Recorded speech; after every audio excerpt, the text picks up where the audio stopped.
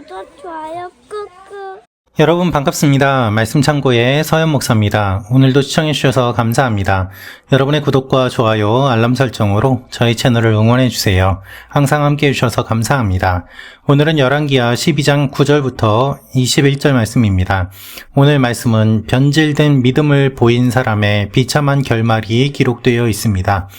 하나님 앞에서 개혁을 주장하고 실천하였지만 결국 믿음이 마지막에 변질된 모습을 보이는 한 사람의 모습.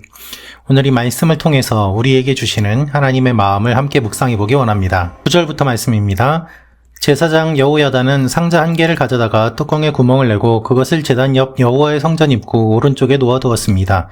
입구를 지키는 제사장들은 백성들이 여호와의 성전에 가져온 모든 은을 그 상자에 넣었습니다. 그 상자에 은이 많이 있는 것을 보면 왕의 서기관과 대제사장이 와서 여호와의 성전에 바친 은을 세어 가방 속에 넣었습니다. 그 세어 넣은 은을 그들이 여호와의 성전을 공사하는 감독관들에게 가져다 주어 그 은으로 여호와의 성전에서 일하는 사람들에게 보수를 지급하게 했습니다. 곧 목수와 건축가들과 석수장이들에게 주어 여호와의 성전의 부서진 곳을 보수하기 위해 목재와 다듬은 돌을 사고 성전 복구에 드는 다른 모든 비용으로 사용하게 했습니다. 여호와의 성전에 바치는 은은 여호와의 성전의 은대야와 부집개와 물 뿌리는 대접과 나팔과 금 기물이나 은 기물 만드는 데는 쓰지 않았습니다.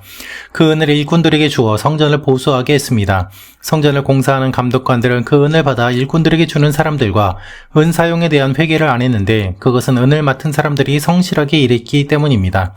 속건전에 속죄제로 바친 은은 여호와의 성전에 바치지 않았습니다.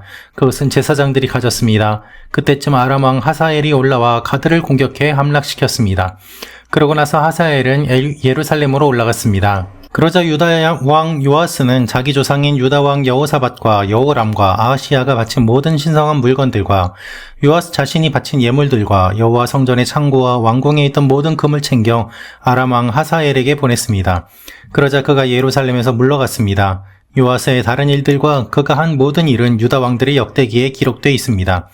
요아스의 신하들이 요아스를 대적해 반역하고 실라로 내려가는 길 가 밀로의 집에서 요아스를 죽였습니다. 요아스를 죽인 신하들은 시므앗의 아들 요사갈과 소멜의 아들 여호사바드였습니다. 요아스는 죽어서 자기 조상들과 함께 다윗성에 묻혔습니다. 그리고 요아스의 아들 아마샤가 뒤를 이어 왕이 됐습니다. 여러분, 오늘 말씀은 성전 보수를 위한 재정 관리 방법에 대해서 기록되어 있습니다. 또한 요아스의 실패에 대해서 기록하고 있습니다. 두 가지 사건이 기록되어 있는 것이죠. 성전 보수를 위한 재정 관리 방법이 길게 기록되어 있습니다. 성전을 보수해야 했는데 제사장들이 그렇게 하지 않았습니다. 오랜 시간이 지났고 요아스는 재정을 관리하는 방법을 정합니다. 대조적으로 요아스가 아람 왕 하사엘에게 성문을 바치는 내용이 기록되어 있습니다. 요아스가 성공한 것일까요? 실패한 것일까요? 하사엘은 물러가지만 요아스는 결국 신하들에게 죽습니다.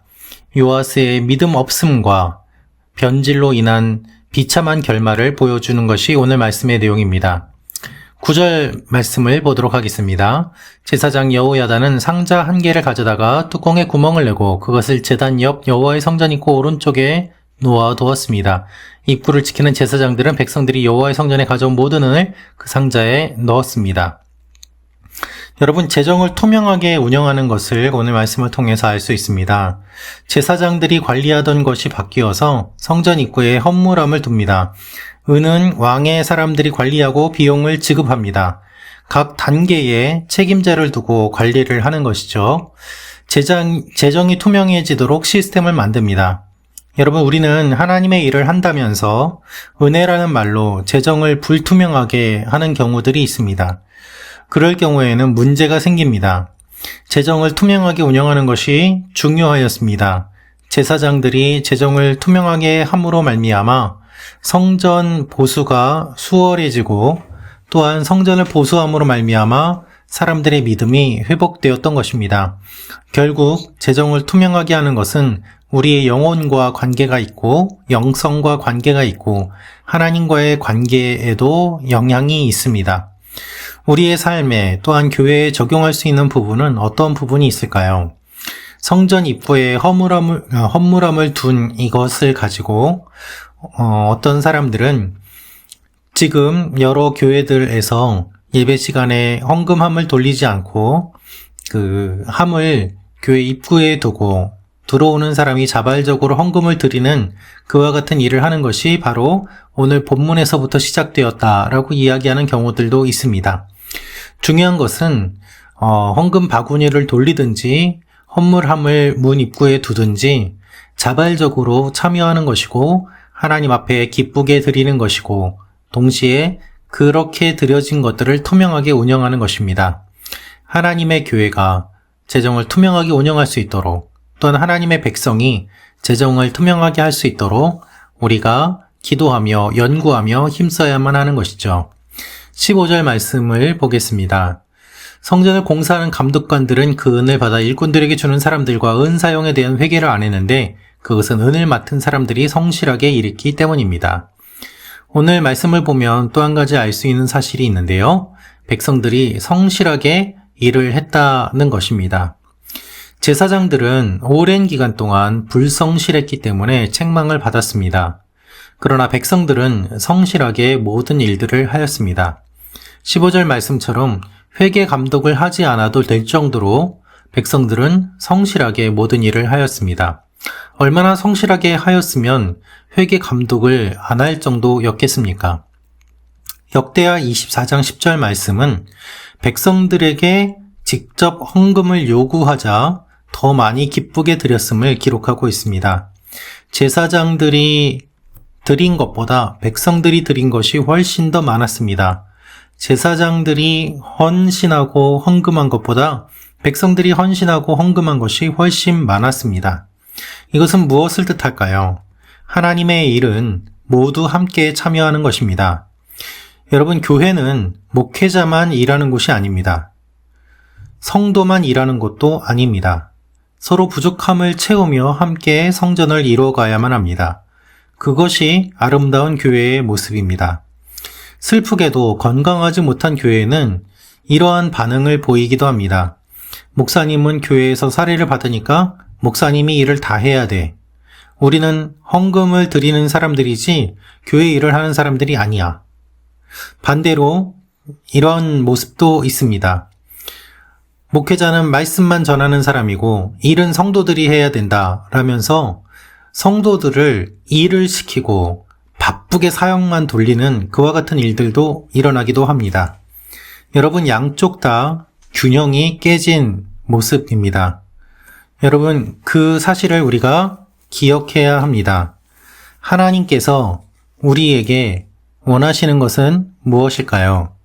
그것은 바로 하나님의 교회가 아름답게 세워져야 하는 것입니다. 그것을 우리가 기억해야만 합니다. 목회자만, 성도만이 아니라 목회자와 성도가 함께 이와 같은 일들을 이루어 가야만 하는 것이죠. 17절, 18절부터 말씀을 보겠습니다. 그때쯤 아람 왕 하사엘이 올라와 가드를 공격해 함락시켰습니다. 그리고 나서 하사엘은 예루살렘으로 올라갔습니다. 그러자 유다 왕 요아스는 자기 조상인 유다 왕 여호사밧과 여호람과 아하시야가 바친 모든 신성한 물건들과 요아스 자신이 바친 예물들과 여호와 성전의 창고와 왕궁에 있던 모든 금을 챙겨 아람 왕 하사엘에게 보냈습니다. 여러분, 이 말씀들을 보면 어떠한 것을 알 수 있을까요? 믿음이 변한 요아스의 비참한 마지막이 기록되어 있습니다. 아람 왕 하사엘이 공격해 오자 요아스는 두려워하면서 성전의 물건을 모두 바쳤습니다. 그 결과 하사엘은 물러났지만 요아스는 신하들에 의해서 죽었습니다. 역대하 24장 22절 말씀은 그가 여호야다의 아들 스가랴를 돌로 쳐 죽였기 때문에 신하들이 요아스를 죽였다라고 기록되어 있습니다. 성물을 바쳐서 잠시 목숨을 구하는 것이 아니라 하나님을 신뢰해야만 했습니다. 개혁에 힘썼던 요아스가 변하자 비참해집니다. 우리 주위에도 이런 일들이 일어납니다. 처음에는 열심히 있고 하나님을 잘 섬겼지만 마지막에 믿음에서 떠나고 첫 모습과 달라지고 그 결과 비참해지는 모습을 보이는 사람들 말입니다.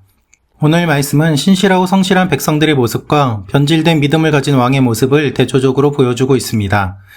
우리의 믿음은 단거리 경주가 아닙니다. 장거리 경주입니다. 끝까지 믿음을 잃지 않아야 아름다운 마무리를 할 수 있습니다. 여러분, 변질되지 않고 끝까지 주님을 바라보며 나아가는 하나님의 사람들이 되기를 원합니다. 주님께서 우리의 믿음을 끝까지 붙잡아 주실 것입니다. 이 사실을 기억하며 하나님 앞에 나아가는 여러분과 제가 되기를 원합니다. 기도하겠습니다. 아버지 하나님, 우리가 끝까지 주님을 믿고 따르는 믿음을 갖게 하여 주옵소서.